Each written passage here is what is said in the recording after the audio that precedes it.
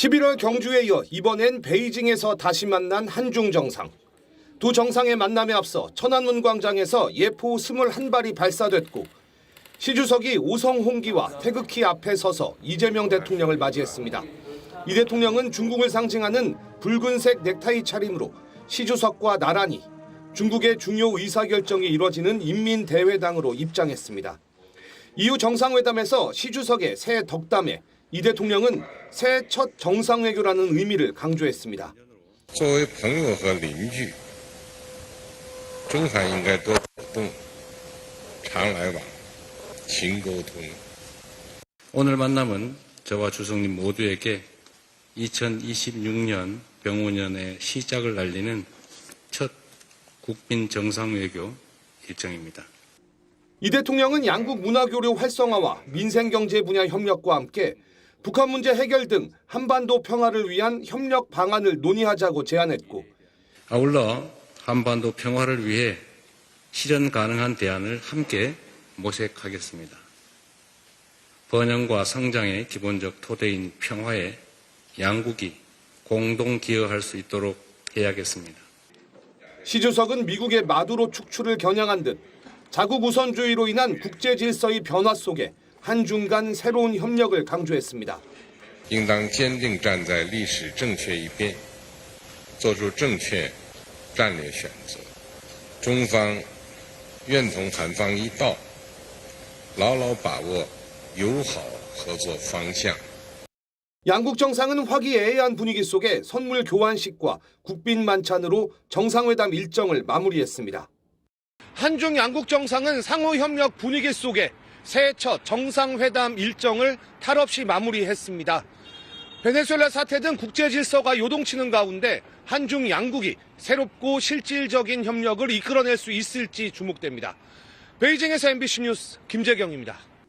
이재명 대통령과 시진핑 중국 국가주석의 한중 정상회담은 당초 예정 시간을 30분 넘겨 1시간 반 동안 진행됐습니다. 정상회담 이후 한중 양국은 14건의 양해각서 서명식을 진행했습니다. 아동권리 보장에 관한 양해각서부터 디지털 기술, 교통, 환경 등 양해각서가 체결된 가운데 중국 진출 기업의 경쟁력을 높이기 위한 지식재산 분야 심화 협력을 약속했습니다. 청와대는 점진적, 단계적으로 문화 콘텐츠 교류를 확대해 나가기로 하는 등 한한령 해제에 대한 공감대를 형성했다고 전했습니다.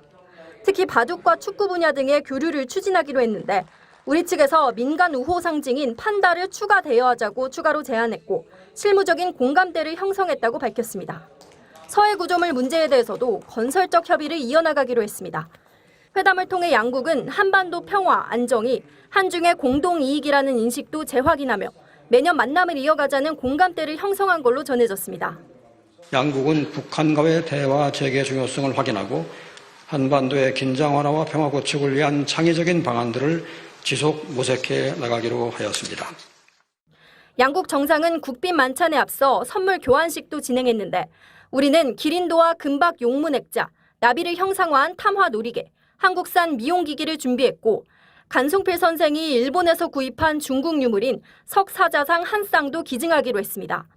이어진 국빈 만찬에서 이 대통령은 중국 샤오미 휴대전화로 시 주석과 기념 촬영을 남기기도 했습니다.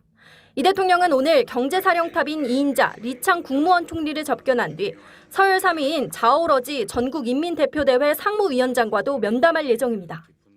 8년여 만에 중국 국빈 방문을 통해 이 대통령은 14건의 MOU 체결 등 한중 협력 강화를 위한 시동을 걸었습니다.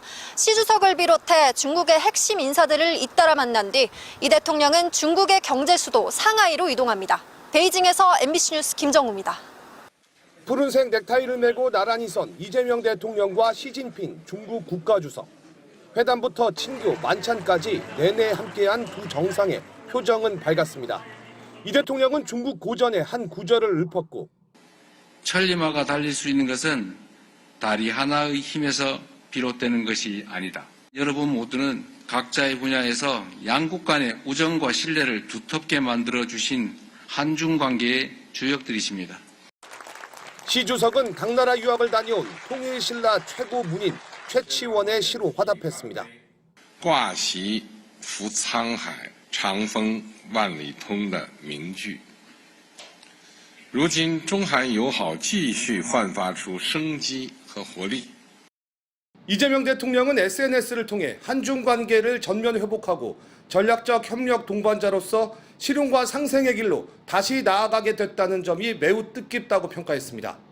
11년 만에 이루어진 시 주석의 국빈 방한은 우리의 국익 중심 실용외교 추진에 있어서 한중 관계 발전이 안정적인 궤도에 접어들었음을 말해줍니다.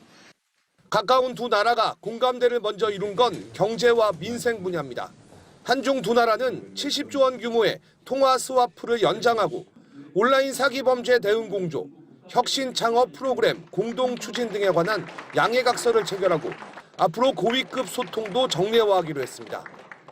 주한미군 사드 배치 이후 틀어졌던 한중 관계가 새로운 출발선에 놓인 셈입니다. 한한령도 민간 교류가 활발해지면 자연스레 해소될 거란 전망이 나옵니다.